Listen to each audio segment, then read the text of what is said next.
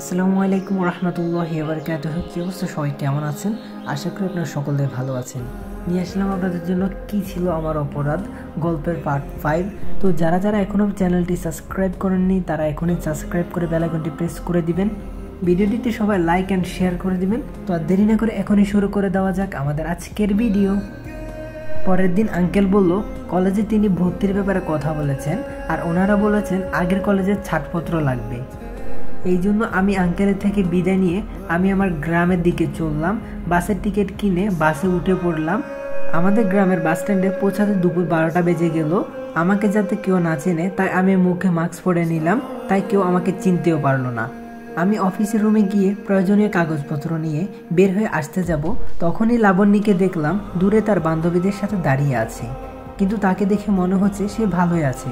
আমি আর না তাকিয়ে সেইখান থেকে চলে আসলাম। আবার টিকিট কেটে নিলাম। যখনই বাসে উঠলাম তখন দেখতে পেলাম আম্মু এবং ভাবি কোথায় যেন যাচ্ছে। আম্মুকে দেখে আমার চোখে পানির জল চলে আসলো। মনে হচ্ছে আম্মুকে গিয়ে জড়িয়ে ধরি, কিন্তু তার কোনো সুযোগ নেই। তাদের কাছে আমি অপরাধী, আর আমি কিভাবে যাব তাদের কাছে? তখন বাস ছেড়ে দিল। আমি কিছুক্ষণ পরে ঘুমিয়ে পড়লাম। তারপর বাসের ড্রাইভার ঘুম থেকে ডেকে তুললো আর বলল, আপনার গন্তব্যে এসে গেছি। অনেক রাত হয়ে গেছে তাই তাড়াতাড়ি করে বাসায় চলে গেলাম। বাসায় গিয়ে খুব মন খারাপ লাগছে। মায়ের কথা খুব মনে পড়ছে। আমাকে কত আদর করতো। পরিবারের সব থেকে আদরে ছিলাম, তাই কষ্টটা একটু বেশিই লাগছে। তারপর রাতের খাবার খেয়ে ঘুমিয়ে গেলাম। পরের দিন সকালে শুনতে পারি রাত্রে অনন্যার জ্বর আসছে। তাই আর কি করার, ও তো কলেজে যেতে পারবে না। তাই আমি আঙ্কেলের থেকে বিদায় নিয়ে চলে গেলাম কলেজে গিয়ে ভর্তি হলাম। আমি তো আর জানি না আমাদের ক্লাস কই, তাই খুঁজতেছিলাম। তখন দেখি ওইখানে লাখিও কলেজে এসেছে। আমি ওর কাছে গেলাম আর বললাম, কেমন আছো? লাকি বলল, আমি ভালো আছি। অনন্যা কই? ওকে তো দেখছি না। সাজিদ বলল, আর ওর শরীর খারাপ তাই আজকে আসেনি। লাকি বলল, কি হয়েছে ওর? সাজিদ বলল, হালকা জ্বর আসছে। লাকি বলল, ও আচ্ছা। সাজিদ তখন বলল, আমাদের ক্লাসরুম কই? আমি তো খুঁজে পাচ্ছি না। লাকি বলল, আমার সাথে চলো। তারপর আমি আর লাকি ক্লাসরুমে চলে গেলাম। লাকি ওর জায়গায় চলে গেল আর আমি পেছনে একটা সিটে গিয়ে বসলাম। কিছুক্ষণ পরে একজন ছেলে এসে আমার পাশে বসলো আর আমাকে বলল, আমি রাহাত, তোমার নাম কি? তখন আমি বললাম, আমার নাম সাজিদ। রাহাত বলল, আমরা কি বন্ধু হতে পারি? সাজিদ তখন বলল, অবশ্যই, কিন্তু তুই করে বলতে হবে। রাহাত বলল, ঠিক আছে, চলো আমার বন্ধুদের সাথে পরিচয় করিয়ে দিই। তারপর রাহাত আমাকে ওর বন্ধুদের কাছে নিয়ে গেল। তখন আমি বললাম, হাই, আমি সাজিদ। তখন একে একে সবাই পরিচয় দিতে লাগলো। আমি মেহেদি, আমি হাসিব, আমি সারা আর আমি রিতা। ওদের সাথে কথা বলতে বলতে ক্লাসের ঘন্টা বাজলো, তাই আমরা ক্লাসে চলে গেলাম। যথারীতি মতো ক্লাস করে লাকি সহ সবাইকে বিদায় দিয়ে বাসার পথে পা বাড়ালাম। বাসা 10 মিনিটের পর তাই হেঁটে আসছিলাম। তখন দেখলাম একজন লোক অ্যাক্সিডেন্ট করে পড়ে আছে, কিন্তু বরাবরের মতো এখনও দেখি কেউ এগিয়ে আসছে না। কিন্তু আমার এসব সহ্য হয় না। মানুষের বিপদ দেখলে আমি অবশ্য এগিয়ে যাব। হাসপাতালে নেওয়ার লোক নেই। এদেশের মানুষ শুধু অন্যের বিপদ দেখতে পারে, সাহায্য করতে পারে না। তারপর একটা আমি সিএনজি দাঁড় করিয়ে লোকটিকে সিএনজিতে তুললাম। তাড়াতাড়ি করে হাসপাতালে নিয়ে গেলাম। ওনার জ্ঞান ছিল না, তাই আমি নার্সকে ডেকে একটা বেডে শুয়ে দিলাম আর ডাক্তার এসে ওনাকে ইমার্জেন্সিতে নিয়ে গেল। আর আমার কাছে ওনার মোবাইলটা আমাকে দিয়ে বলল 2 লক্ষ টাকা জমা দিতে, কিন্তু আমার কাছে তো এত টাকা নেই, কি করব বুঝতেছি না। তখনই দেখলাম ওনার মোবাইলে একটা নাম্বার থেকে কল আসছে। তখনই আমি ফোনটা রিসিভ করলাম। মেয়েলি কণ্ঠ, মনে হয় ওনার স্ত্রী হবে। তাই আমি সব ঘটনা বললাম এবং ঠিকানা অনুযায়ী আসতে বললাম। 20 মিনিট পরে মহিলাটি আসলো। আমি ওনাকে বললাম যে ডাক্তারের টাকা জমা দিতে বলেছে, কিন্তু আমার কাছে এত টাকা নেই। তখন উনি কার্ড থেকে টাকা পে করলেন। আচ্ছা, আপনাদেরকে ওনাদের পরিচয় দিয়ে নিই। যিনি অ্যাক্সিডেন্ট করেছেন তিনি হলেন এই দেশের টপ ব্যবসায়ী রায়হান চৌধুরী, আর মহিলাটি হলেন ইয়াসমিন চৌধুরী। আর ওনাদের 5 বছরের একটা বাচ্চা আছে, তার নাম মাহি। পরিচয় পূর্ব শেষ হলে চলেন আবার গল্পে ফিরে যাই। ইয়াসমিন চৌধুরী কান্না করেছিলেন। তার কিছুক্ষণ পর ডাক্তার আসলেন এবং বললেন রোগীকে ঠিক সময় আনার জন্য বেঁচে গেছেন। ইয়াসমিন চৌধুরী বলল, আমরা কি ওনার সাথে দেখা করতে পারি? ডাক্তার বলল, বেডে শিফট করার পরে দেখা করতে পারবেন। ইয়াসমিন চৌধুরী বলল, ধন্যবাদ ডাক্তার। ডাক্তার তখন বলল, ধন্যবাদ উপরওয়ালাকে দিন, আমি তো উসিলা মাত্র। আচ্ছা ঠিক আছে, আমি আসি। কিছুক্ষণ পরে ওনাকে বেডে শিফট করা হলো। তখন আমরা 3 জন গেলাম। রায়হান চৌধুরী বলল, তুমি কই থাকো? সাজিদ তখন বলল, এক আঙ্কেলের ওইখানে থাকি। রায়হান চৌধুরী বলল, ও আচ্ছা। সাজিদ বলল, আচ্ছা আমি তাহলে যাই এখন।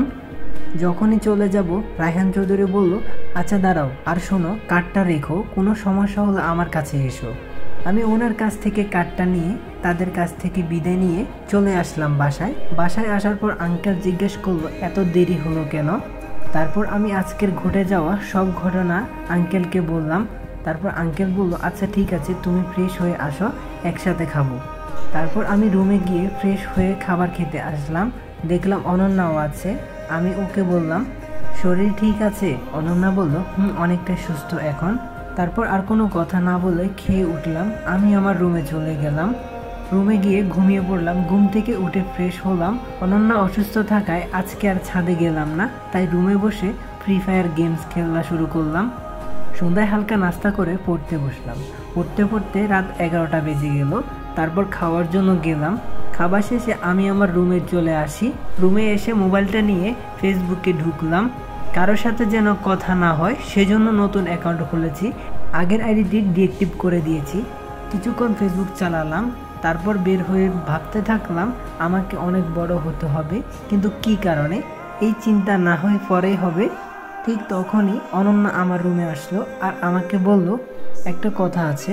সাজিদ বলল, কি কথা? অনন্যা তখন বলল, আমার খুব ফুচকা খেতে ইচ্ছে করছে, কালকে তুমি আমার জন্য ফুচকা নিয়ে আসবা। সাজিদ বলল, আচ্ছা ঠিক আছে, নিয়ে আসবো। এই কথা বলে ও রুমে চলে গেল। আমিও ঘুমিয়ে পড়লাম। পরের দিন সকালে উঠে ফ্রেশ হলাম আর নাস্তা করতে লাগলাম। তখনই অনন্যা আসলো। অনন্যা এসে বলল, আমার ভালো লাগছে, আমিও কলেজে যাব। তারপর আর কি, আমি আর অনন্যা নাস্তা করলাম। নাস্তা শেষ করে কলেজের উদ্দেশ্যে বের হলাম। কিছুক্ষণ পরে কলেজে চলে আসলাম। আমি অনন্যা লাকি একই জায়গায় আড্ডা দিচ্ছিলাম। তখনই আমাদের সাথে আমার বাকি বন্ধুগুলোও আসলো। অনন্যা এই দেখে বলল, একদিনে এত বন্ধু? আচ্ছা বাদ দাও। সাজিদ তখন বলল, আচ্ছা রাহাত, তোর জিএফ নাই? রাহাত বলল, নাই। তখনই মেহেদি বলে উঠলো, একদম মিথ্যা বলবি না, তাহলে সাইমাকে? রাহাত বলল, ওই একদম বলবি না, আসলে সাইমা হলো লাকির খালাতো বোন, আজকে কলেজে আসে নাই। এই কথা শুনে লাকি বলে উঠল, এত কিছু হয়ে গেল আর আমি জানি না? তখন রাহাত বলল, আসলে আমি ওকে পছন্দ করি, ও আমাকে পছন্দ করে কিনা আমি জানি না, আর ওর বিএফ আছে কিনা তাও জানি না। লাকি বলল, আচ্ছা চিন্তা করিস না, আসলে ওর বিএফ নাই, আমি সব ঠিক করে দিব। রাহাত বলল, সত্যি? লাকি তখন বলল, তবে একটা শর্ত আছে। রাহাত বলল, কি শর্ত? লাকি তখন বলল, আজকে আমাদেরকে ট্রিট দিতে হবে। রাহাত তখন বলল, আচ্ছা ঠিক আছে, পরে দেব। সবাই তখন বললাম, না না, তাহলে হবে না, আজকেই ট্রিট দিতে হবে, আর যদি আজকে না দিস তাহলে সাইমাকেও পাবি না। এই কথা শুনে রাহাত বলল, এই নামে নেই, কখন ট্রিট লাগবে সেটা বল। তখন সাজিদ বলে উঠল, আচ্ছা চল, আজকে ক্লাস করব না, আজকে তুই ট্রিট দিবি। রাহাত বলল, ওই তোরা কি আমার বন্ধু নাকি শত্রু? তখন আমরা বললাম, আমরা দুইটাই। তারপর আমরা আজকে ক্লাস আর করলাম না, না করে একটা রেস্টুরেন্টে গেলাম আর ইচ্ছে মতো খেলাম। আর বিল আসলো 1570 টাকা। বেচারা রাহাত একেবারে ফকির হয়ে গেল। রেস্টুরেন্ট থেকে বের হয়ে রাহাত বলল, আমারও একদিন আসবে। তারপর সবার কাছ থেকে বিদায় নিয়ে যে যার যার মতো চলে যাচ্ছে। আমি আর অনন্যা একসাথে আসছিলাম। তখন আমার মনে পড়লো ও কালকে রাত্রে ফুচকা খাওয়ার কথা বলছিল, তাই অনন্যাকে নিয়ে চলে গেলাম ফুচকার দোকানে। অনন্যা বলে উঠল, আমি তোমাকে কালকে বলেছিলাম, এখনো তোমার মনে আছে? সাজিদ তখন বলল, হ্যাঁ, কেন মনে থাকবে না। আচ্ছা চলো তাড়াতাড়ি ফুচকা খেয়ে নাও, আবার বাসায় যেতে হবে, না হয় দেরি হয়ে যাবে। তারপর ফুচকা শেষ করে বাসার উদ্দেশ্যে রওনা হলাম। হাঁটতে হাঁটতে কিছু দূর যাওয়ার পরে একটা ছেলে অনন্যার মোবাইল নিয়ে দৌড় দেয় আর আমি ওকে পিছন থেকে ধরি। যখনই মারতে যাব ছেলেটার চেহারা দেখে খুব মায়া লাগে। ছেলেটা বলে উঠল, ভাই আমাকে ছেড়ে দেন, আমার বাবা নাই, মা অন্যের বাড়িতে কাজ করতো, কিন্তু তাও অসুস্থ, আর আমিও কিছু খাইনি, তাই এই কাজ করতে এসেছিলাম, প্লিজ ভাই আমাকে ছেড়ে দিন। দেখে মনে হচ্ছে ছেলেটার বয়স অনুমানিক 16 হবে। তারপর আমি জিজ্ঞেস করলাম, তোমার নাম কি? ছেলেটা বলল, আমার নাম নাইম, প্লিজ ভাই আমাকে মারবেন না। তখন আমি অনন্যাকে একটা রিক্সা করে বাসায় পাঠিয়ে দিই আর আমি ওই ছেলেটাকে নিয়ে একটা হোটেলে যাই, তাকে কিছু খাবার খাইয়ে দিই আর কিছু খাবার নিয়ে আসলাম। আর বাইরে এসে আমার কাছে থাকা 500 টাকার কিছু পত্রিকা কিনে দিলাম এবং বললাম, এটা বিক্রি করে তোমার আরও লাভ হবে। ওই টাকাগুলো দিয়ে তুমি তোমার মায়ের জন্য কিছু ওষুধ নিও, আর বাকি টাকা দিয়ে তুমি আবার কিছু বিক্রি করো। নাইম তখন বলল, ভাই আপনার মন অনেক ভালো, আল্লাহ আপনার জন্য সহায় হোক, আর আমি বাসায় গিয়ে মাকে আপনার কথা বলবো। আমি ওর কাছ থেকে বিদায় নিয়ে চলে আসছিলাম, কিন্তু ওর কথা শুনে আমার মায়ের কথা খুব মনে পড়লো। অজান্তে চোখের কোণায় পানি চলে আসলো আর পানি পড়তে লাগলো। কান্না করতে করতে বাসায় চলে আসলাম। বাসায় এসে ফ্রেশ হয়ে দুপুরের খাবার খেতে আসলাম। খাবার খেয়ে আমি আমার রুমে চলে আসলাম। রুমে এসে ঘুমিয়ে পড়লাম। বিকালে অনন্যা আসলো। অনন্যা এসে আমাকে ডাকলো, এসে বললো ছাদে যাব, তাই আমিও ছাদে গেলাম। তখনই অনন্যা বলে উঠলো, আচ্ছা ওই ছেলেটার কি করলে? আমি ওই ছেলেটার সাথে কি কি করেছি তা বললাম। সে আমার দিকে তাকিয়ে আছে। এইদিকে অনন্যা মনে মনে ভাবছে, আমি যতই তারে দেখি মায়ায় পড়ে যাচ্ছি। অন্য মানুষের উপকার করার জন্য কত কিছু করে, কিন্তু আমার ওকে ভালো লাগে কেন? আমি কি ওকে ভালোবাসি? না না, আমরা তো শুধু বন্ধুর মতো। সাজিদ তখন বলল, চুপ হয়ে আছো কেন? অনন্যা বলল, না কিছু না, এমনি। সাজিদ বলল, ও তাই বলো? অনন্যা বলল, আচ্ছা একটা কথা বলবো? সাজিদ তখন বলল, হ্যাঁ, এতে অনুমতি নেওয়ার কি আছে? অনন্যা বলল, তোমার কেমন মেয়ে পছন্দ? সাজিদ তো ওর কথা শুনে এক দৃষ্টিতে অবাক হয়ে তাকিয়ে আছে। কি বলবে কিছু খুঁজে পাচ্ছে না। অনন্যা বলল, বলো না কেন, কিছু তো বলো। সাজিদ তখন বলল, হঠাৎ এমন প্রশ্ন কেন?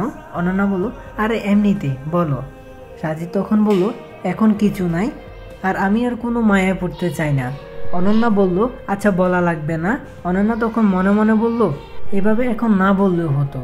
আর এভাবেই আমাদের সন্ধ্যাটা কেটে গেল। তারপর পরের দিন সকালে আমি আর অনন্যা একসাথে কলেজে গেলাম। কলেজে গিয়ে দেখি সবাই বসে আছে আমাদের জন্য, তাই আড্ডা দিচ্ছিলাম। দেখলাম কয়েকটা বখাটে ছেলে একটা মেয়েকে উত্ত্যক্ত করছে, তাই আমরা ওদের কাছে গেলাম। ওইখানে গিয়ে মেয়েকে দেখে আমি অবাক, কারণ মেয়েটা হচ্ছে। তো গাইজ, ভিডিওটি কেমন লাগলো অবশ্যই কমেন্ট করে জানাবেন। আর যদি ভালো লেগে থাকে তাহলে এখনই লাইক, কমেন্ট অ্যান্ড শেয়ার করবেন। আর যদি নেক্সট পার্ট চান তাহলে তাড়াতাড়ি কমেন্ট করুন। আমি ভিডিওটি আরও বড় দেওয়ার ইচ্ছে ছিল, কিন্তু সময়ের জন্য পারলাম না। আমাদের এদিকে প্রচুর বৃষ্টি। তো যারা এখনও চ্যানেলে নতুন আছেন তারা প্লিজ এখনই চ্যানেলটি সাবস্ক্রাইব করে বেল আইকনটি প্রেস করে দিবেন। গাইজ, আমি একটা ফেসবুক পেজ খুলেছি, ওই পেজটাতে সবাই এখনই গিয়ে ফলো করে দিবেন। আর ডিসক্রিপশানে আরেকটা আইডি দিচ্ছি, সেটা হচ্ছে আমার একটা ভাই। তো সবাই একটু দেখে আসবেন। আর নেক্সট পার্টের জন্য অপেক্ষা করুন, খুব তাড়াতাড়ি আসছে। তো সবাই ভালো থাকবেন, সুস্থ থাকবেন, খুদা হাফেজ।